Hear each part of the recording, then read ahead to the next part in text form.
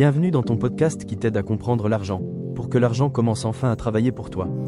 Aujourd'hui, on va répondre à une question simple, mais puissante. Qu'est-ce que je sais sur la finance personnelle, que j'aurais aimé savoir il y a quelques années?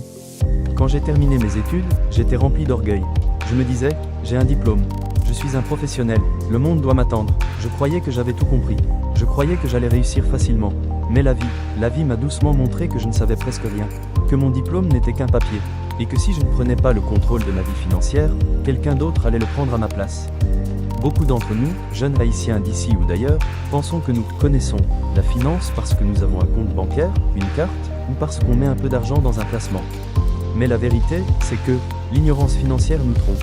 Je me souviens très bien, la première fois que j'ai voulu investir dans une banque. Dès que je suis arrivé, on m'a accueilli comme si j'étais quelqu'un d'important. « Bienvenue monsieur, souhaitez-vous un verre d'eau ?» Et moi, tout fier, juste pour un simple verre d'eau. Pendant que je dégustais mon eau, le conseiller me parlait de « fonds d'investissement ».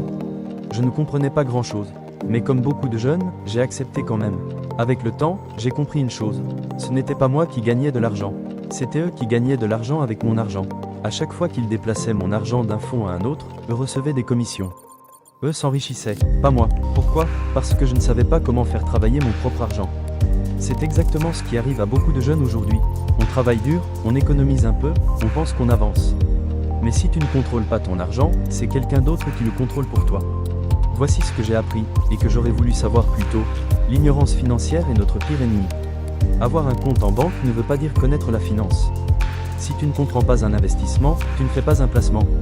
Tu prends un risque. Épargner, ce n'est pas construire la richesse. La richesse vient de la connaissance, du contrôle, et de la capacité à faire circuler ton argent intelligemment.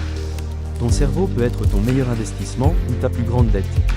Pour commencer aujourd'hui, apprends les bases de la liberté financière. Comprends comment fonctionne réellement l'investissement. Comprends l'effet de levier dans les affaires. Apprends pourquoi les personnes riches utilisent les lois fiscales à leur avantage.